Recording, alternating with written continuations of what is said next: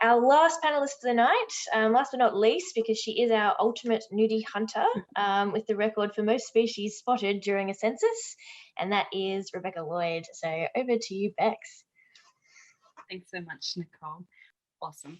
All right. So again, thanks for that, Nicole. My name is Rebecca and I am an avid scuba diver, and I wanted to learn photography, and nudies don't move very fast for the most part. And they were my subjects whilst I was learning to take photographs. And before I knew it, it was about the only thing that I wanted to take a photograph of. And so that's pretty much where my love of nudies came from. And now it is pretty much an obsession. And I'd also like to thank Steve. There's been so much really interesting science information has been talked about tonight, and my fellow nudie hunters with all their ideas. They're definitely going to help me. I'm really excited about the East Gippsland slugs because I'm currently in Bairnsdale, so I'm definitely going to spend some time in the water very soon, probably even this weekend, fingers crossed. But I do apologise for everyone who may not be able to get to the water for my excitement there.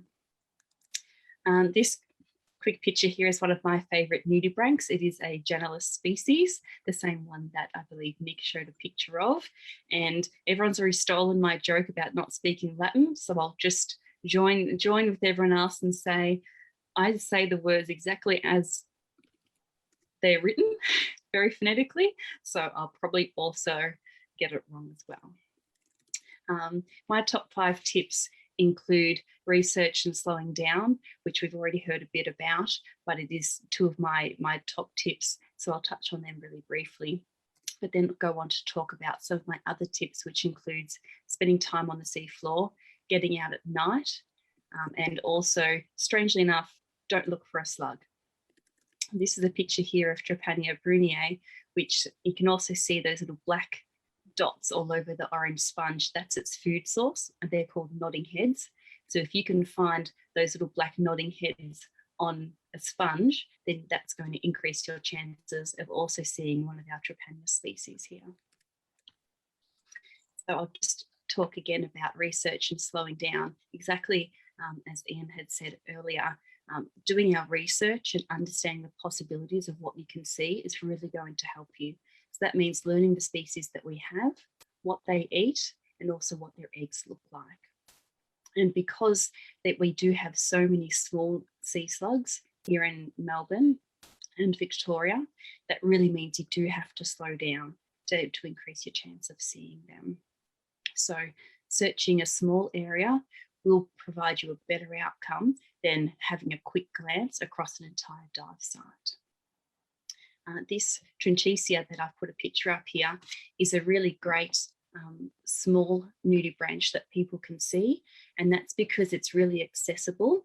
You can see it both snorkeling and scuba diving in the shallow waters around Blairgowrie and Rye between September and November every year. So they live their adult life on tiny little hydroids, which grow up out of the sand. They look like a little pink flower, and they eat those and they lay their eggs there.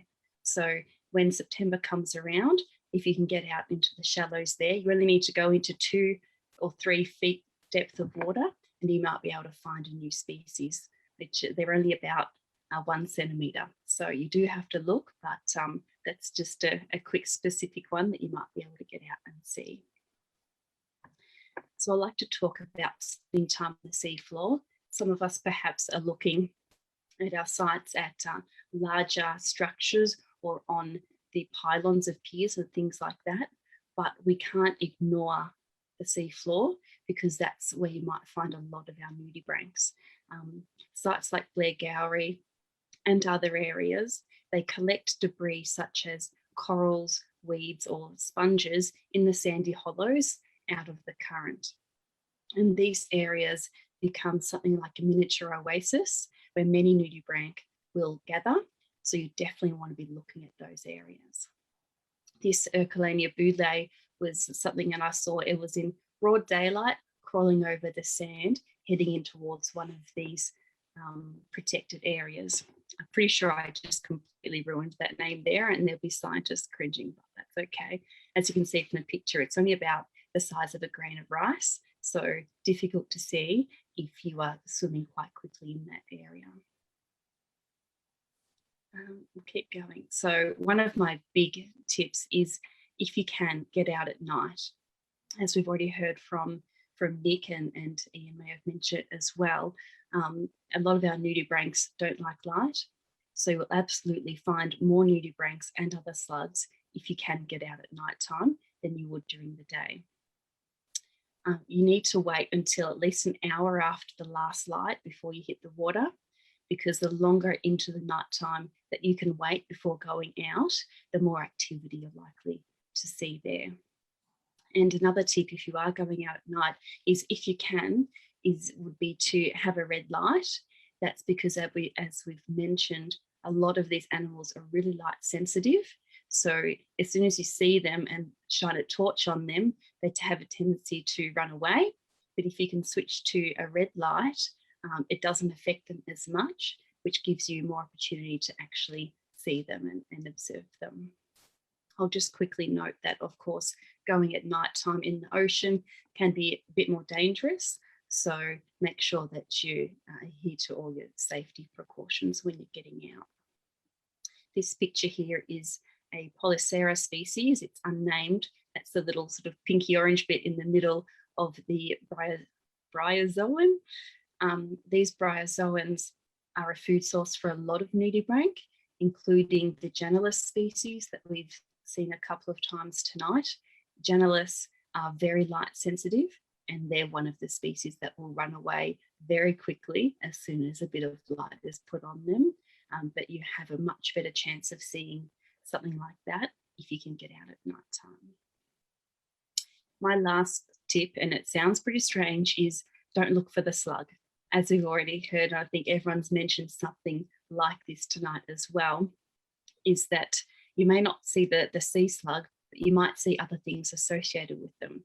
So for myself, when I'm looking for a shape, because most sea slugs share one of a few different body shapes. So if you can train your eyes to learn what those shapes are, then when you're searching, you can find the shape and then fill in the colour or the patterns and things like that afterwards.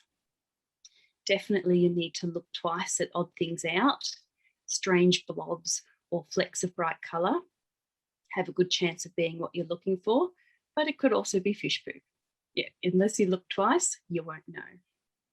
And the last but not least definitely is, quite often you'll see eggs or evidence of feeding before you see the sea slug. So this top picture here is a name, I'm not going to say the whole thing, but it's a Rostanga species. And you can see on the sponge how there's smooth areas and then really rough areas, which I believe is areas where the animal's been feeding.